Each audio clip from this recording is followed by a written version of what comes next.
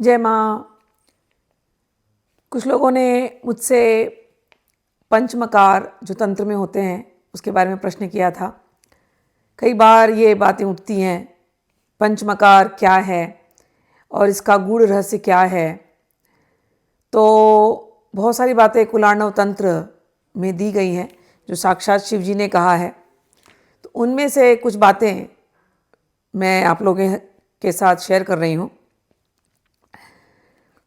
मध्यम मासंश्च मत्स्यं च मुद्रा मैथुनमेव च मकारं पंचकं देवी देवता प्रीतिकारकम। पंच मकारों के संबंध में शास्त्रों ने कहा कि जो शिव जी कह रहे हैं, मध्य, मास, मत्स्य, मुद्रा एवं मैथुन।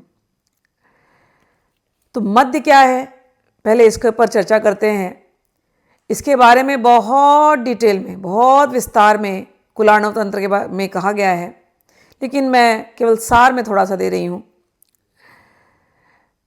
इसी तंत्र में 17वें उल्लास में श्लोक नंबर 64 में मध्य इस शब्द को, इसकी व्युत्पत्ति दी गई म द य।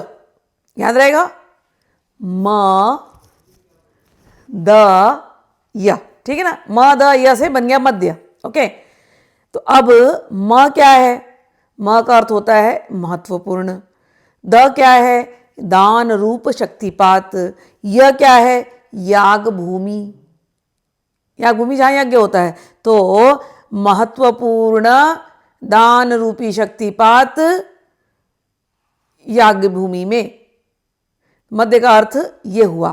तो कह रहे हैं इस श्लोक के अनुसार, महादानार्थ रूपत्वाद याग भूमियों का कारणात मद्भाव जनना देवी मध्यम मिति अभिधीयते। कहते हैं मध्य विषयक एक उक्ति यहाँ देना आवश्यक है। इस उक्ति में साधना की, पराकाष्ठा की उस अवस्था का वर्णन है। किसका? साधना की पराकाष्ठा की अवस्था का वर्णन है, जहां साधक ब्रह्मरंध्र के, ब्रह्मरंध्र यहां है, ब्रह्मरंध्र के सहस्त्रार क्षेत्र में प्राण सूर्य की ऊष्मा से सोम तत्व की सुधा से द्रवित होकर साधक के पूरे अस्तित्व में आनंद का रस टपकने लगता है। आनंद के अमृत से वो आमोदमय बन जाता है। ये जो अमृत की धारा है ना, यही मध्य है। तो सूर्य की ऊष्मा क्या है? सूर्य की ऊष्मा कहाँ से आती है? आपके तपस्या से।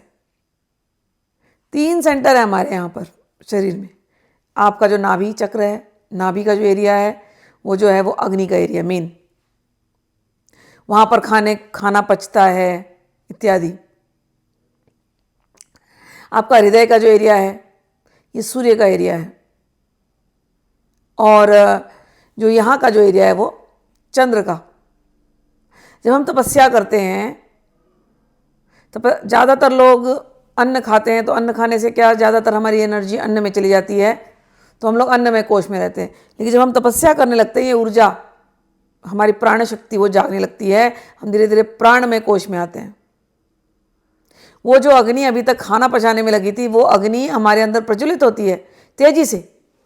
हमारा सूर्य तत्व वो जागता है, और ये जागने से वो जो ऊर्जा है पूरे नीचे से लेकर के यहाँ तक पहुँचती है। फिर पहुँचने के बाद कहते हैं ये चंद्र का स्थान है। यहाँ से चंद्र का द्रव वो पूरे शरीर में उतरता है। वो आनंद का द्रव पूरे शरीर में उतरता है। वो जो आनंद का द्रव्य है उसको कहा गया मध्य।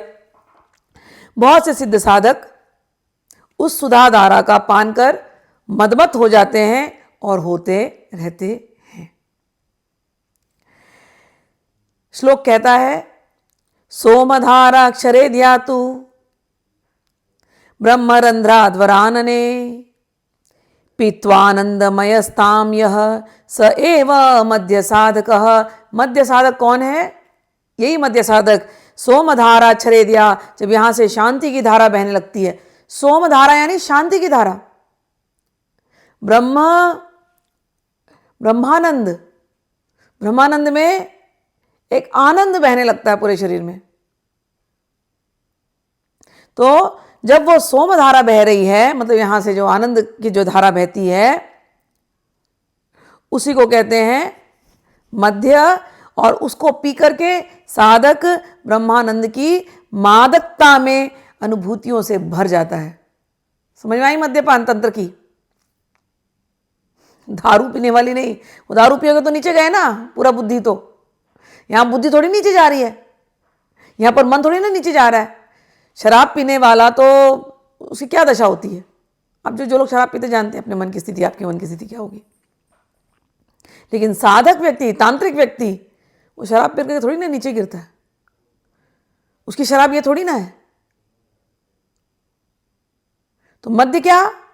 तपस्या से जो ऊर्जा ऊपर उठी और जिसने उस अमृत धारा को जगा करके, उस अमृत धारा को जब वो नीचे टपकने लगा, जो वो उस ब्रह्मानंद के आनंद में जो डूबा हुआ, निर्वाण रूप में जो अभी आनंद ले रहा है,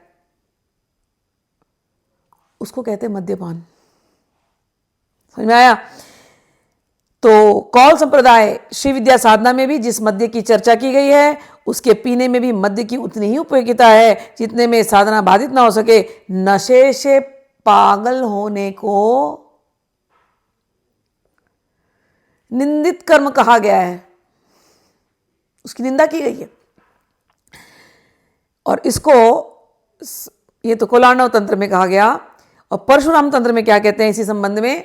मद्य सेवन के संदर्भ में औचित्य का विचार कर लेना चाहिए, क्या उचित है क्या अनुचित है, ठीक है। और उसके बाद इसकी मुख्य जो विचारणीय बातें निम्नलिखित हैं। मद्य बनता कैसे है, उसका पूरा प्रोसेस है।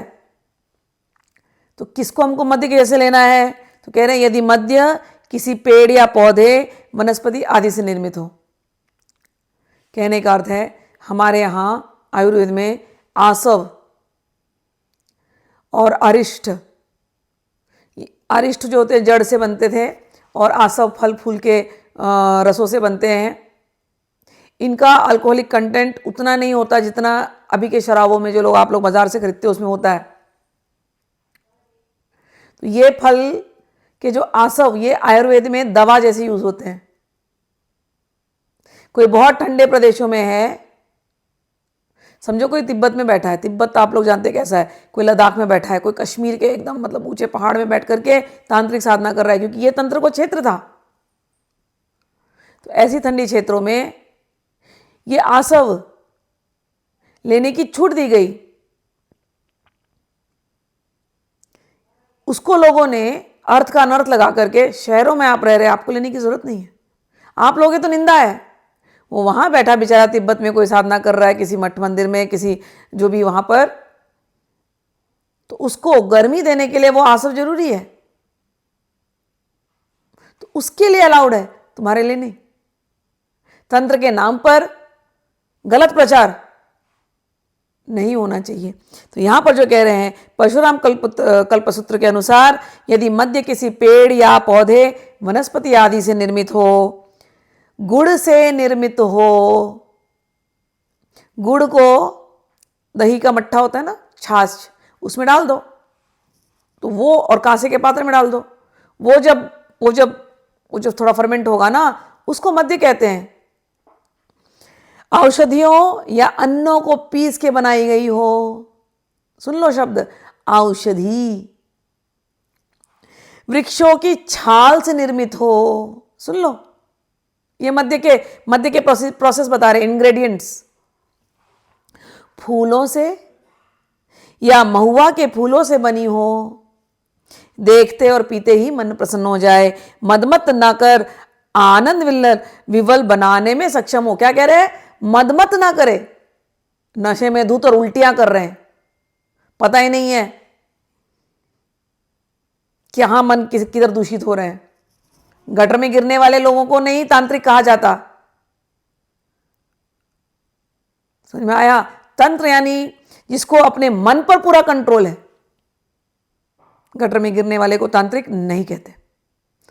शराब पी करके उल्टी करे और कहे कि मैं मां का भगत हूं, खूब कामुक हो और कहे मैं मां का भगत हूं, वो तांत्रिक नहीं है। तो यहां पर ये जो मैंने अभी आपसे कहा जितनी बातें, इन अवस्थाओं में मद्य का परिग्रह शास्त्र सम्मत है। मद्य का विकल्प रूप प्रतिनिधि द्रव्य, अगर ये सब नहीं है तो इसका प्रतिनिधि द्रव्य जानते हो क्या है? अष्टगंध। हम लोग भगवान को अष्टगंध लगाते हैं ना। अष्टगंध लगाने मात्र से एक आनंद की अनुभूति होती है ना। चंदन लगा दो, कितनी आनंद की अनुभूति होती है। तो मध्य यहां पर जब हम लगाते हैं, चंदन लगाते हैं, अष्टगंध लगाते हैं, वो लगाने से मात्र एक आनंद, एक अच्छापन लगता, अच्छा लगता है मन को। मन अपने आप शांत हो जाता है। आप कभी भी चंदन लगा के देखो, पूरे इस जगह पे अपने आप शांत हो जाएगा। तो उसका जो प्रतिनिधि रूप है वो है अष्टगंध।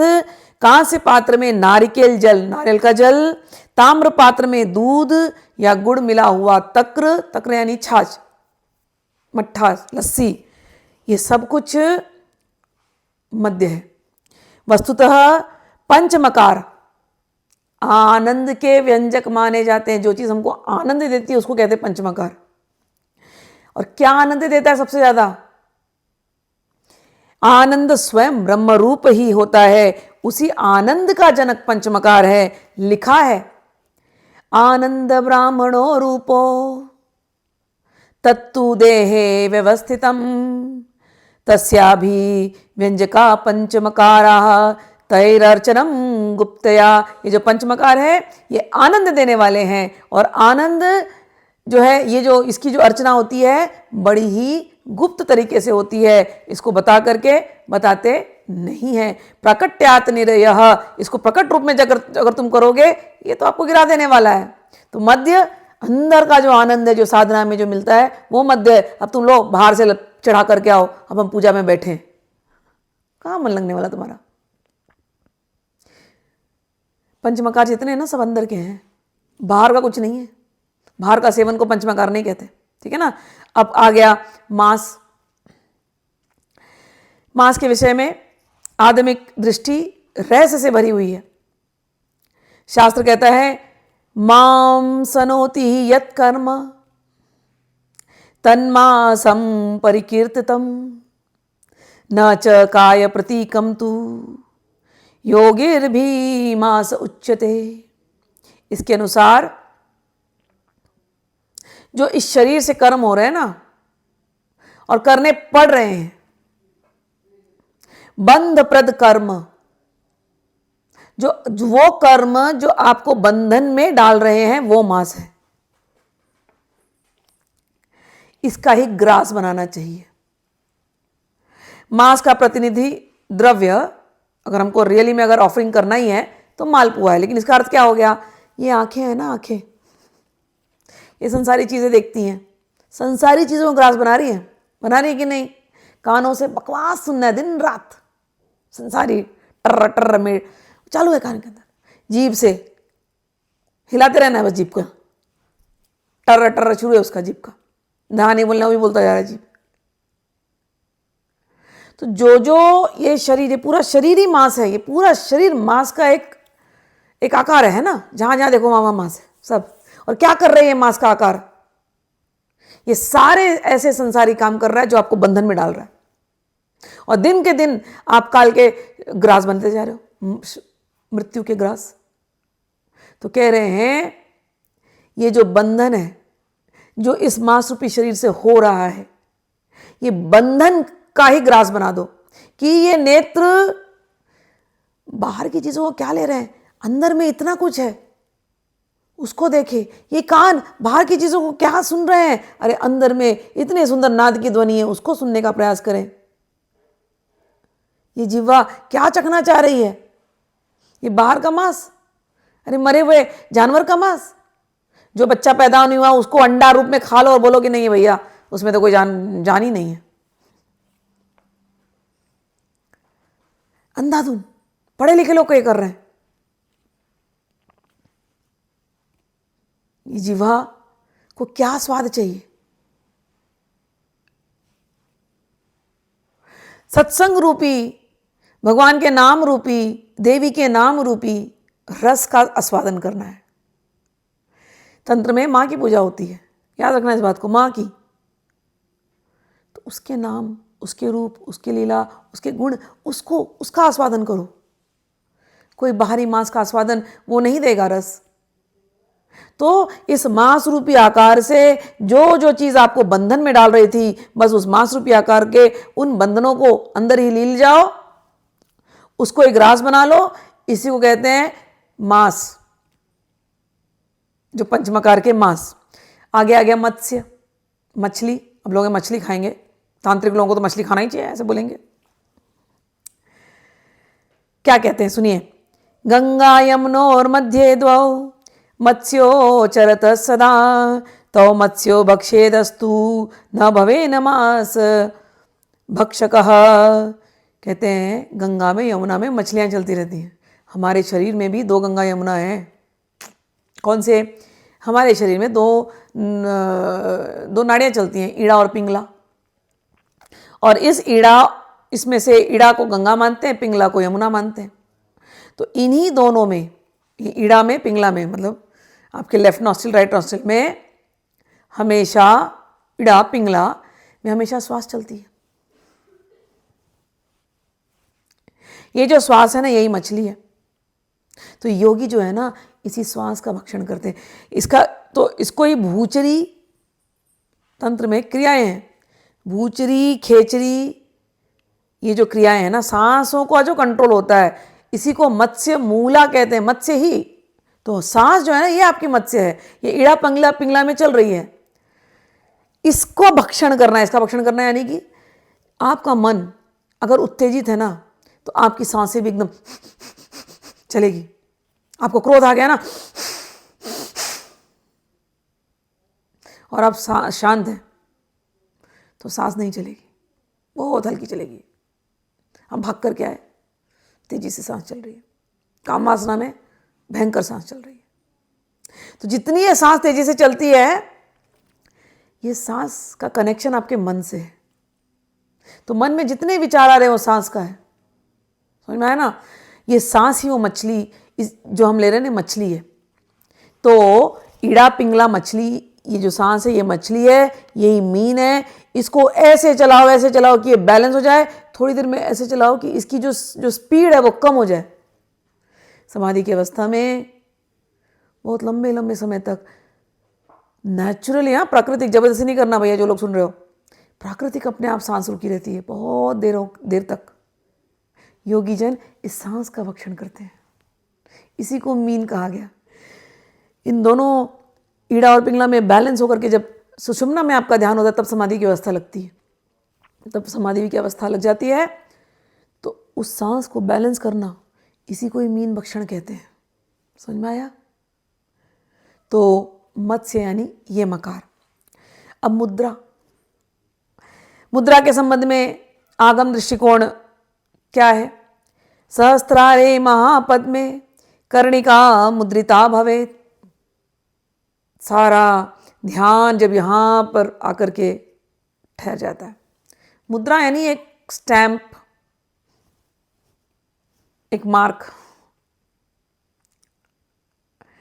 कभी कभी ध्यान में जब नेत्र ऊपर जाकर के, जबरदस्ती नहीं करना भाई कोई भी, ये सब गुरु के उसमें होता है। मैं आपको सिखा दूं, फिर 2-4 यंगस्टर सुन लेते हैं, फिर वो कुछ तो करने लग जाते हैं, फिर उनको तकलीफ हो जाती है। ये सब मत करना।